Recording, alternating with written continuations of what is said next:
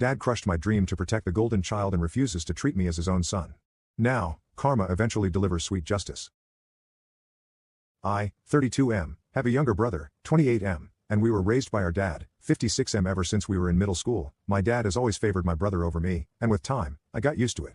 I was never the kind of son that my dad wanted because unlike him, I had no interest in sports or doing the typical macho stuff that boys do. I was always more into typically feminine things, which is why I was a huge mama's boy growing up. I loved everything to do with the kitchen, reading books, and even singing. My dad tried to make me play football with him, but I was no good at it, so gradually we grew apart. My brother, on the other hand, was exactly the kind of son that my father wanted. He was a rough and tough boy, not afraid of getting dirty while playing or even getting hurt. He was the perfect son for my dad, and it was very obvious that he loved my brother way more than he loved me. He'd always have great things to say about my brother, but never me. My mother never played favorites, though. She was fair to both of us, and that's why I loved her more as well. I did put in an effort to befriend my dad and spend time with him, but once we'd grown apart, he didn't seem too keen on fixing our relationship either. Unfortunately, the glue holding our messed up family together, my mother, passed away when I was in 8th grade. She'd been suffering from cancer, and by the time we realized it, it was too late for her to be saved, and she was gone before we knew it. My mother's passing pretty much devastated me, and I kind of spiraled during that time. My only solace was the kitchen, and I'd whip up something new every day as if my life depended on it.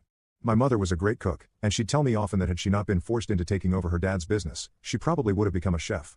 So cooking was the only thing that brought me any comfort since my dad and brother were no help in dealing with my feelings. They suppressed any emotional reaction they'd had to my mother's passing, and if anything, grew even more distant from me when in normal families something like this would have brought us closer. My fixation on cooking pissed my dad off even more, and he'd keep bugging me to get out of the damn kitchen and do something more manly.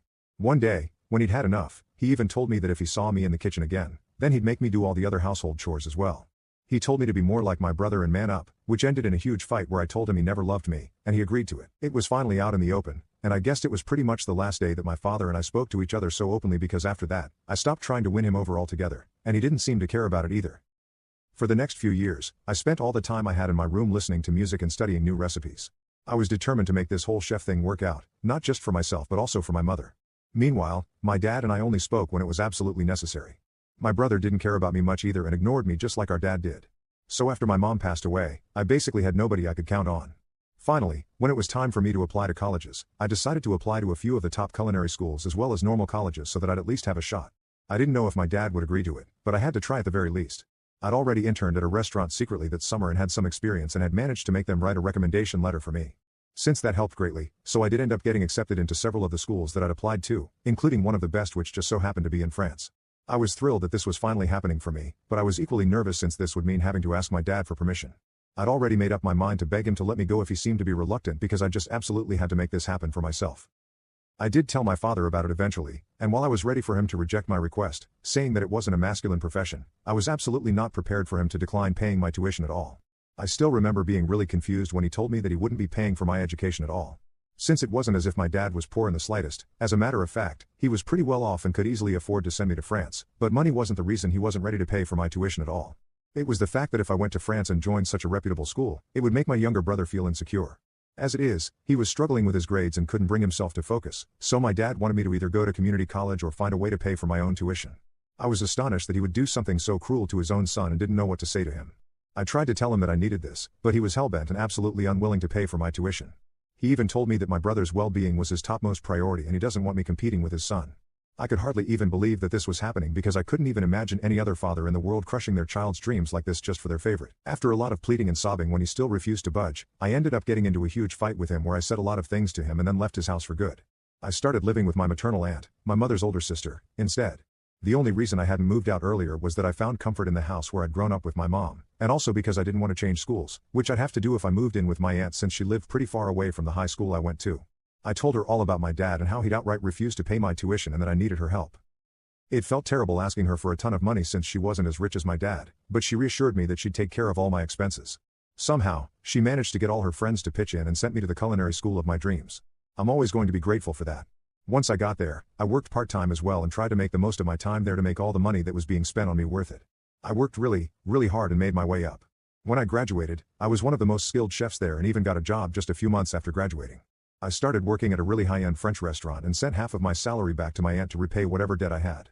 Slowly but steadily, I was just lucky that I didn't have to rely on a student loan, or maybe I'd never be able to pay any of it off. Anyway, I worked in France for a few years before finally moving back home once I'd saved up enough to open up my own restaurant. It's been a couple of years, and in the meantime, I worked at another restaurant here as the head chef while also working towards my goal of opening up my own restaurant someday. It was all finalized a few weeks ago, and I was able to finally open up the restaurant I'd been working towards for so long. Two of my friends from back when I was in France also joined in on my business idea and are co-owners with me, which is why I was grateful when they allowed me to choose what we were going to name the restaurant. They happened to be from the same state, so we were all okay with opening our restaurant in my city of choice as well. I chose to name it after my mother, which was a really lucky coincidence for us since my mother actually has a really beautiful and uncommon name in the city we called our home, no less. It was all finally falling into place. A few days back, we even had a little party for a few select guests before we were officially open for business. Of course, I invited my aunt and a few of her friends who'd also pitched in to help pay for my tuition. I also invited some of my friends back from school, but that was pretty much it. I didn't invite my father and brother because of obvious reasons. Even if I'd wanted to, I couldn't have since I hadn't spoken to them ever since I'd left home, and neither had they bothered to ever get back in touch with me. I guess all of us were better off this way, but I should have known that they would definitely show up to piggyback on my success someday, and that's exactly what happened at the party we threw. They showed up an hour before the party was due to begin but weren't stopped by security since we shared the last name, and they claimed that they were here to surprise me. At least that bit was true. I was definitely surprised when I saw them. My dad and brother greeted me like nothing awful had ever happened in the past and were really warm towards me, probably for the first time in my entire life. I was shocked to see them, so I just froze when they first entered the restaurant. My buddies noticed that something was off, and after politely greeting my family, they left us on our own, and I'm thankful that they were able to pick up on my discomfort. I still hadn't recovered from the shock of seeing them again when they dropped another bomb on me and showed me a gift that they brought for me. It was a portrait of my mother, and my dad even told me that he commissioned it for me to hang up in my restaurant as soon as he'd heard that a new fancy restaurant with this name was opening up in our city. He'd known that it was definitely none other than his son and even told me that he'd always known that I had it in me. My brother too was jumping on the bandwagon and praising me, telling me that he was immensely proud of me. I couldn't believe my ears and knew instantly that something was very strange about all of this. I didn't say much and kept waiting for them to get to the point because I knew there must have been a reason for them to be here. I let them speak, and eventually, they did get to the reason they were here.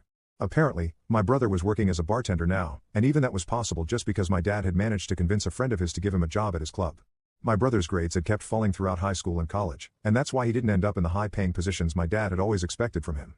On top of that, he'd also been slacking during his high school football games, which is why he wasn't able to get a sports scholarship either.